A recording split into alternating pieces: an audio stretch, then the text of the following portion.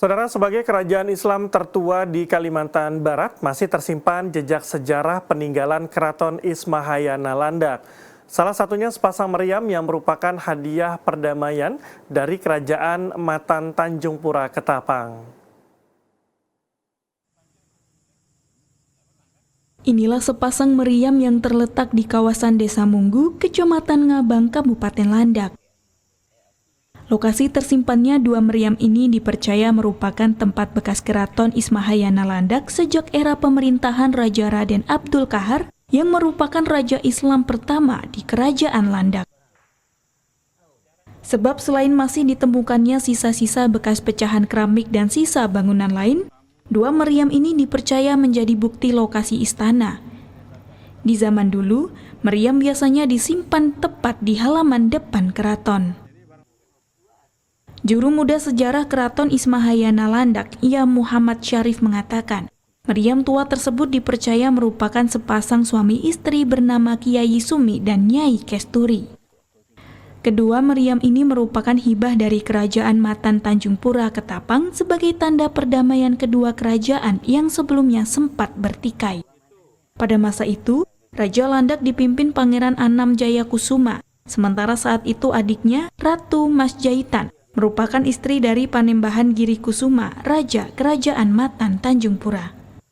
Keduanya merupakan putri dari Pangeran Purba Jayakusuma, generasi keempat dari Raja Raden Abdul Kahar. Sepasang.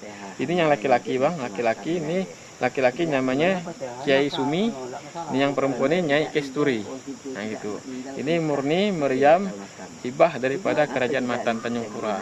Merupakan meriam perdamaian simbol perdamaian antara Kerajaan Landak dengan Kerajaan Matan Tanjung Pura.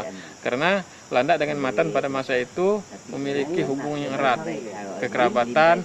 Kalau di Landak waktu itu dipimpin oleh abangnya, kalau di Matan itu dipimpin oleh adiknya, Ratu Sukadana.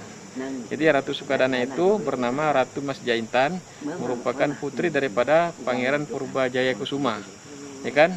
Nah, itu saudara kandung daripada Pangeran Anam Jayakusuma yang menjadi istri daripada Panembahan Giri Kusuma, Raja Kerajaan Matan waktu itu. Posisinya itu berbeda, Bang. Posisinya itu kadang-kadang berdekatan. Juga meriam ini salah satu simbol, kadang-kadang pernah memberikan tanda. Kalau dia berbunyi itu, Bang, biasanya tanda gawat, Bang.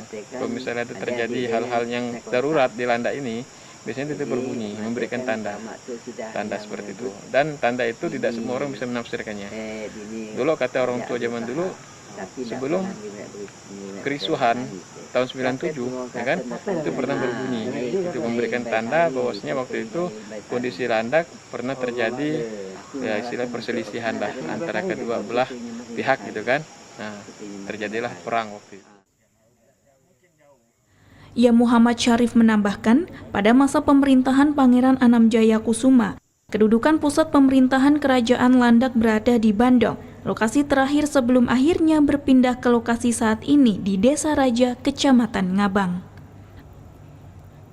Perpindahan pusat pemerintahan Kerajaan Ismahayana Landak dari Munggu ke Bandung diprediksi tahun 1703 yang berdiri sampai tahun 1768 Masehi.